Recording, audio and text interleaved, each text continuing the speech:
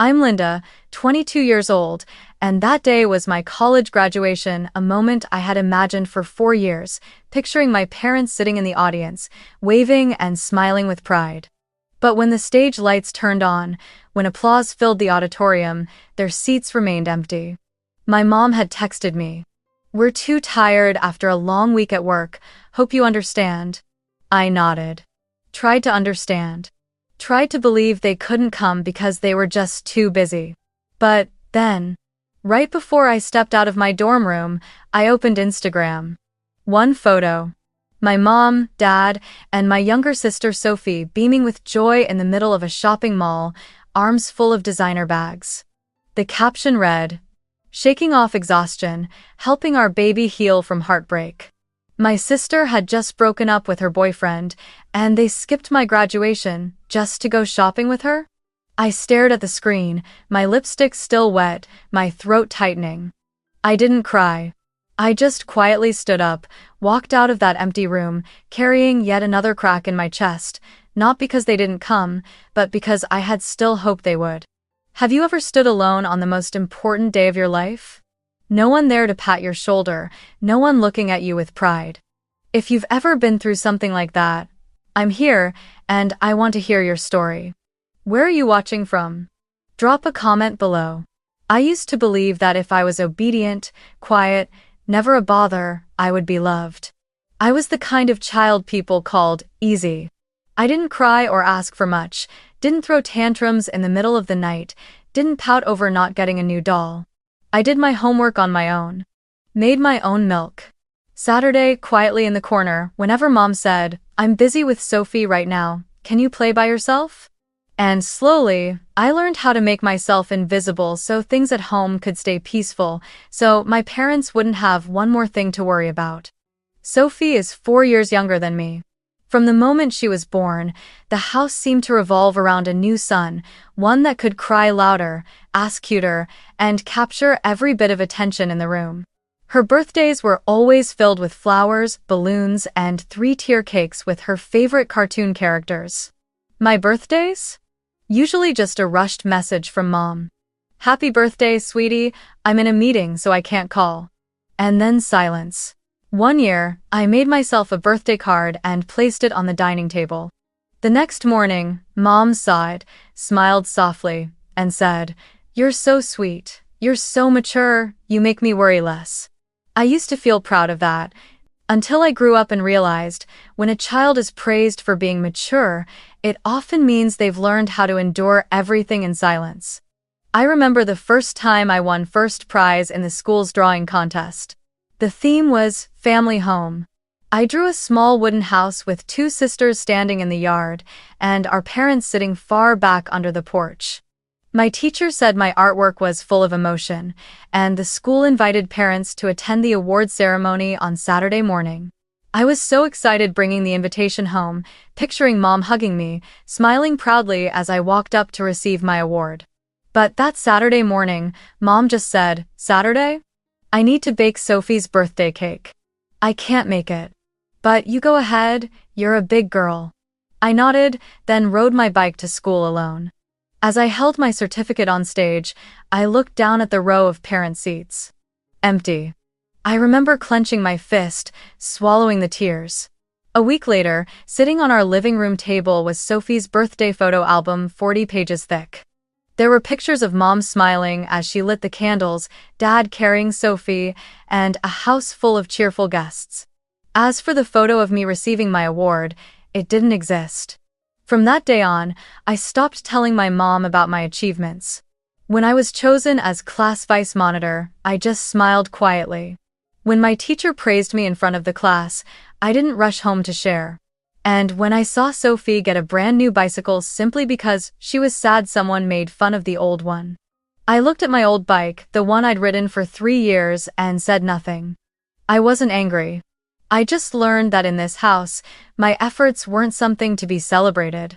They were expected. Mom once hugged Sophie and whispered, "You're mommy's little miracle."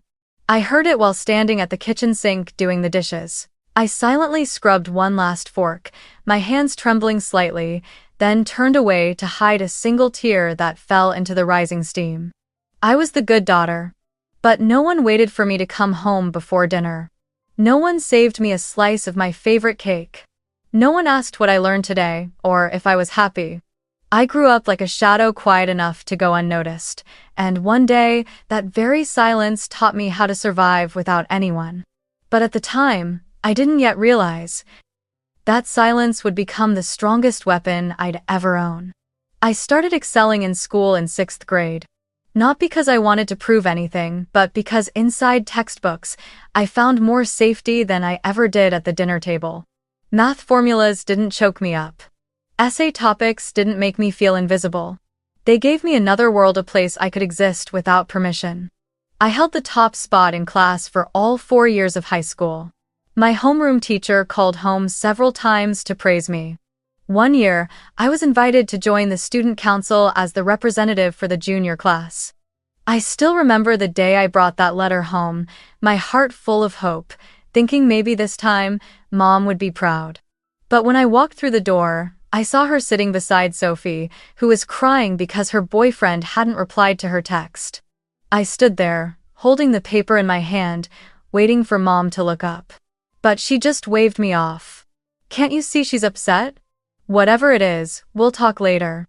And that later never came. I slowly learned to hide my accomplishments as if they were some shameful secret. When I got accepted into a STEM scholarship program for girls, I printed out the acceptance letter and left it on the dining table. The next morning, the paper had been pushed aside to make space for Sophie's fruit plate. During dinner, when I tried to mention the group research project I had been selected to lead, Dad spoke up first. "So, how's our Sophie doing?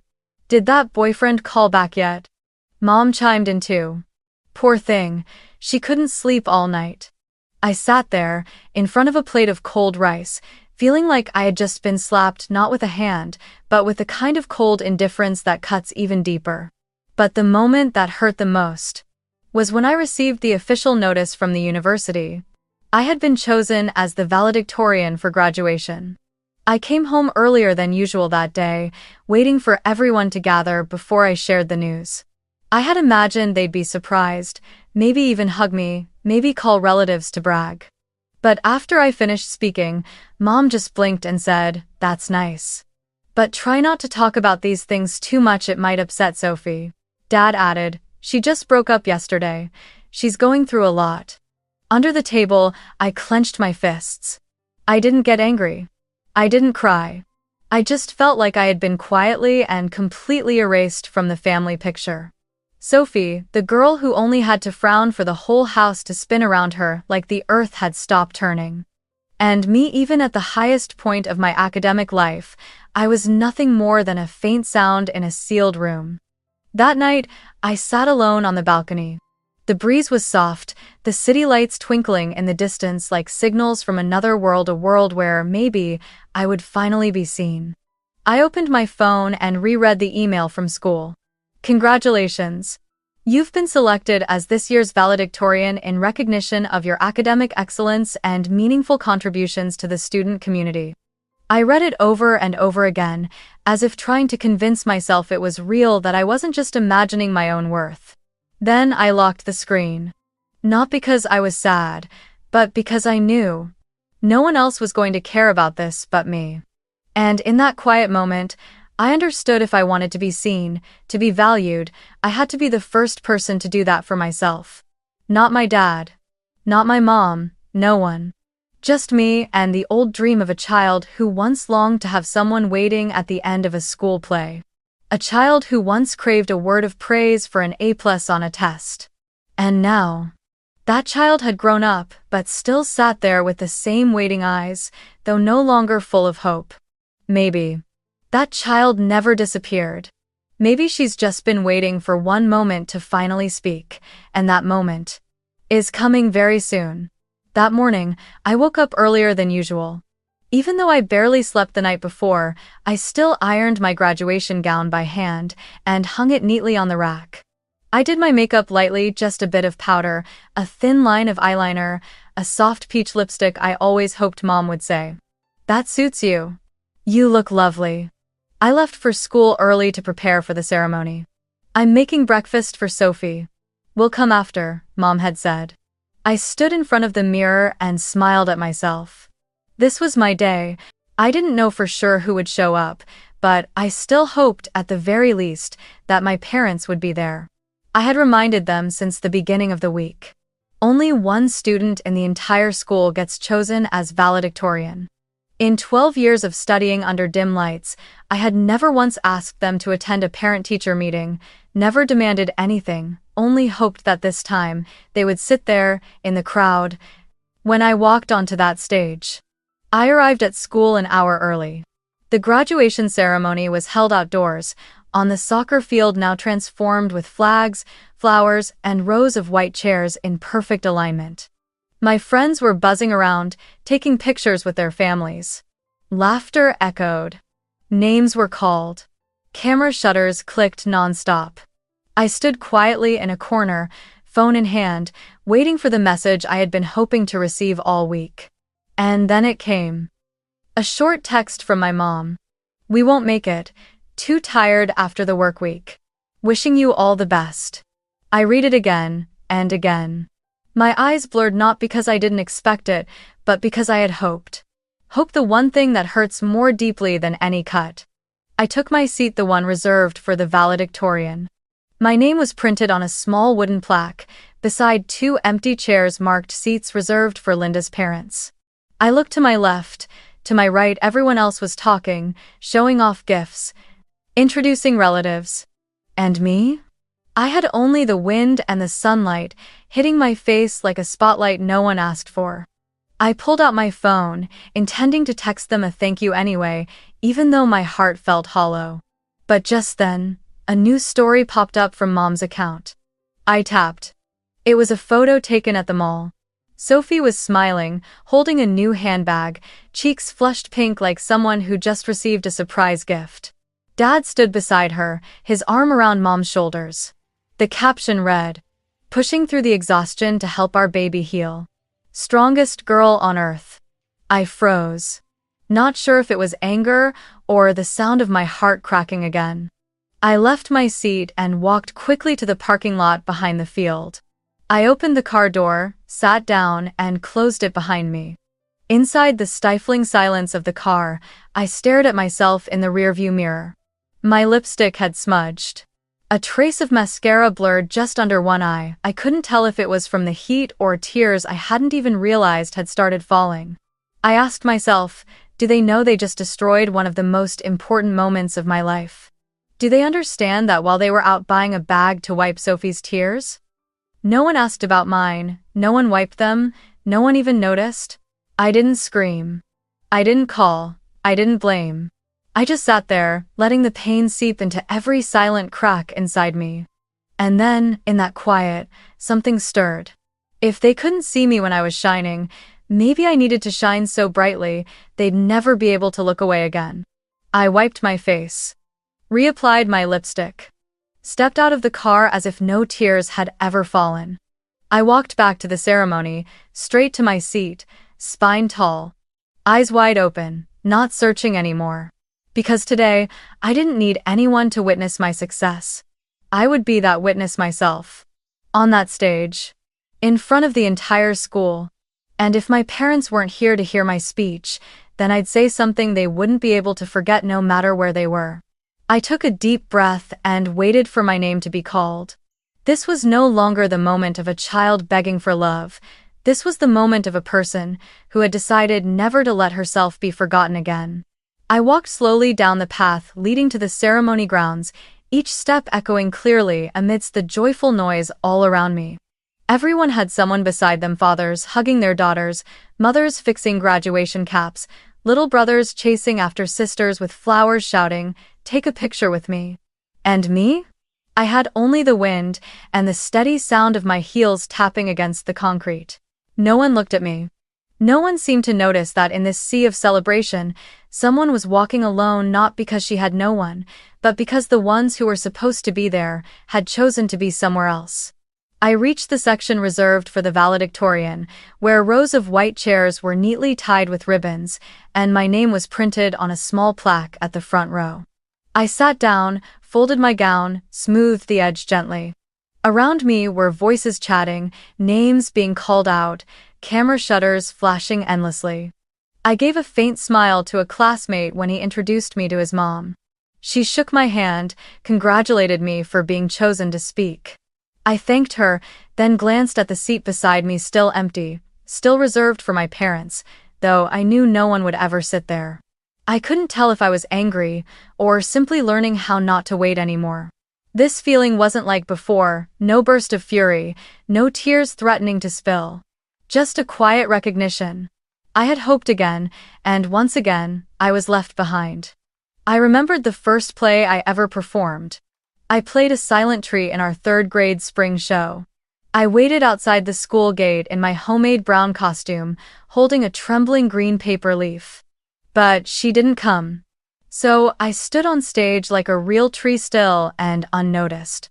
I remembered 7th grade, when I was the only student chosen to recite a poem at the school's celebration. I prepared for a week, picked out my best dress, practiced until my voice cracked.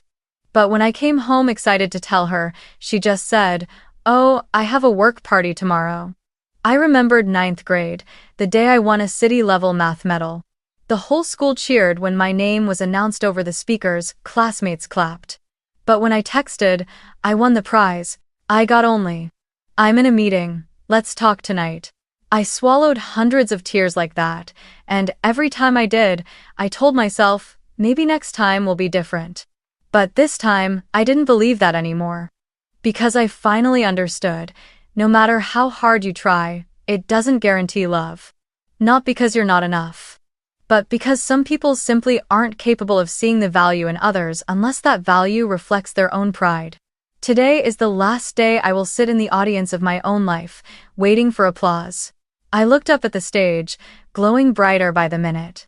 The podium I was about to step onto, it was no longer a place I wished my parents could see me from. It was a place where I would see myself in full light, the light I had longed for my entire childhood. No more tears, no more fragile hopes, just clarity. And a promise to myself. This is the last time I will let someone else determine how I feel. Silence does not mean weakness. And walking alone does not mean I'm lonely. Sometimes, it's only in silence that we truly find our voice. And today, I was ready to speak it. In front of the whole school, in front of the world, and in front of my own heart. And now, please welcome this year's valedictorian, a student who has outperformed more than 400 classmates, not only with academic excellence but also with quiet inspiration. She's someone we believe will leave a deep mark wherever she goes. Please welcome Linda Turner. The applause roared like a rising tide, but I barely heard it. Everything blurred as I stood up, fingers gripping the folded speech in my hand, taking one step after another toward the stage. I didn't look around, didn't search for a familiar face in the crowd. I already knew there would be none. No eyes waiting for me. I climbed the final step. The spotlight hit my face, so bright it blurred my vision. I placed the paper on the podium and looked out over the audience, a sea of people, filled with families, teachers, friends, and me, alone among them all. I opened my mouth. My voice echoed through the microphone, low and steady. Good afternoon, everyone. My name is Linda Turner. Before I talk about academics, I want to take a few seconds to thank those who've walked this path with me, sometimes with just a nod, a brief check-in, or simply their presence. I lifted my gaze, unblinking. This speech isn't to claim credit. And it's not meant for applause. It's a thank you to those who stayed, even in silence, and to those who chose to be absent today. The whole auditorium seemed to hold its breath. I could hear the leaves outside rustling faintly, brushing against the frozen air wrapped around the crowd. A few murmurs drifted through. Someone placed a hand on their chest. Someone glanced at their loved one beside them. And me. I stood still. Over the years, I've learned that sometimes what makes you strong isn't who cheers for you, it's the moments you rise on your own, when no one calls your name. I paused, eyes locked on the camera streaming live to the school's fan page. No expression. No anger. Just the eyes of someone who no longer expected anything from the other side of the screen. In the back rows, a classmate was watching the live stream on her phone. The speech struck her so deeply that, without thinking, she commented under the video. At Helen Turner, at James Turner, valedictorian of our school. Wow. Your daughter is amazing. The comment quickly got dozens of hearts. No one knew that those two names were my parents. I continued speaking, not looking at the paper anymore because every word had already been etched into my heart. Maybe the hardest thing isn't the studying or the exams, it's learning how to walk through the pain of being forgotten without letting it define you. And today, I'm not standing here to be acknowledged. I'm standing here because I've already acknowledged myself. A wave of applause rose through the air. But I stood still, not bowing, not smiling just yet. I looked down, not searching for anyone, but quietly saying goodbye to the version of me that once lived in those old years. The version that longed for a loving gaze.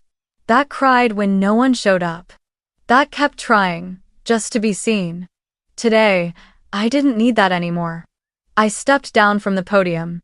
No one knew that, somewhere else, two people were staring at their phone screen, unable to speak. Because for the first time, they realized they hadn't just missed a ceremony, they had been absent from an entire journey.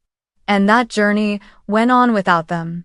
2 hours after the ceremony, the afternoon sun had begun to soften, and the parking lot near the school field was nearly empty.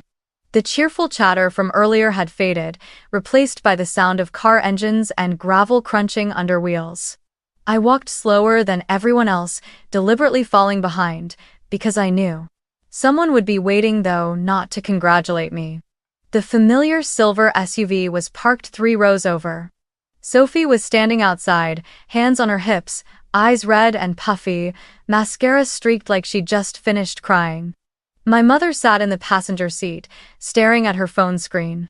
My father stood leaning against the car, holding a water bottle, eyes distant. The moment she saw me, Sophie stepped forward. No greeting, no preamble. Her first words came out trembling, like an accusation. "Why did you say that on stage? Mom posted a story to congratulate you, but everyone's just messaging about your speech. No one's asking how I'm doing. No one even asks if I'm okay." I looked at her, this girl who had always been held when she was sad, comforted when she was hurt, gifted designer bags after breakups. And now, she was crying, because I was finally the one being seen. Mom stepped out of the car, about to say something, but changed her mind. Dad looked at me, eyes full of things he couldn't bring himself to say. But his lips never moved. At that moment, a teacher passed by. It was the principal, the one who shook my hand after the speech. He stopped, glanced at my family, and smiled kindly. "You're Linda's parents, right? She's incredible. I've never seen a speech silence a crowd like that. You must be so proud." None of the 3 could find words. My mother gave a slight nod, but her eyes darted away. My father twisted the cap of his water bottle, looking down, and Sophie turned away, fresh tears falling again. The teacher walked on, leaving behind a silence that weighed heavy in the air. I didn't blame them. I didn't have the strength to feel angry anymore. I just walked to the car, opened the door, and sat in the back seat. On the ride home, no one spoke for the first 10 minutes. The silence in the car felt thick, almost suffocating. Finally, Sophie broke it. "You could have said it differently. You didn't have to make it sound like you were pointing fingers at us." I turned my head to the window. The rows of trees blurred past my eyes, soft and fading but not enough to draw another tear. I spoke, quiet and clear. "I didn't name anyone, but if you felt hurt, then maybe you understand why." Silence filled the car. Mom didn't object. Dad didn't sigh. Sophie didn't reply. Because for the first time in their lives, they had nothing left to defend. And I had nothing left I needed them to say. We got home just as the sky was turning dark. I carried my suitcase into my room and began gathering a few belongings. No one asked where I was going. No one asked if I was staying for dinner. At the table, there were still just 3 bowls, mine was missing. And I wasn't sad anymore. Because I had long grown used to being absent from moments that should have been shared. That night, I packed my suitcase neatly and left it by the door. And in my heart, I knew. I was leaving not just this house, but a role I had clung to my entire childhood. The role of the obedient daughter, who was never really seen. And they only now beginning to notice my presence were about to lose it. For good. 1 week after the graduation ceremony, I received an email from a startup in San Francisco, a place I had quietly applied to without telling anyone.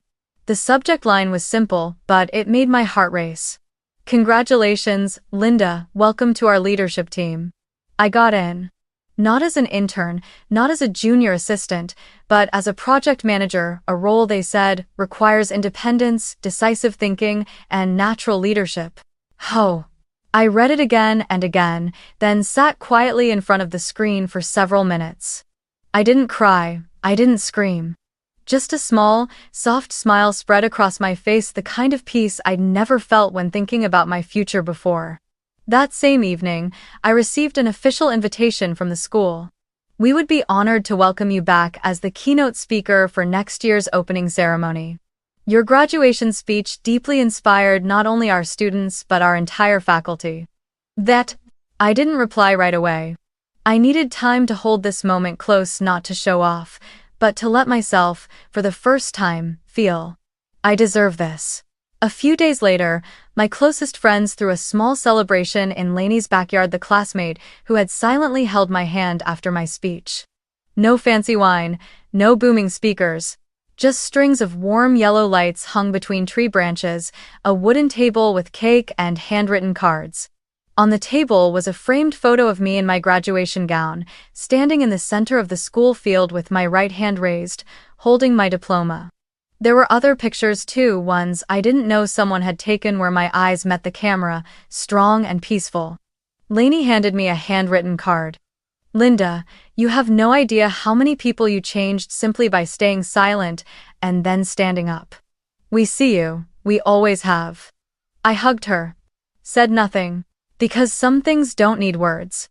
That night, I posted my graduation photo online for the first time. A simple picture, me standing alone on stage, the school logo behind me, sunlight catching the edge of my gown. The caption was just one sentence. Sometimes, you have to stand alone on the stage to realize you never needed anyone else to shine. No tags. No thank yous. But hundreds of people commented and shared. Some old classmates said they cried watching the live stream. Some former teachers sent messages of pride. And somewhere out there, I knew my parents saw it too.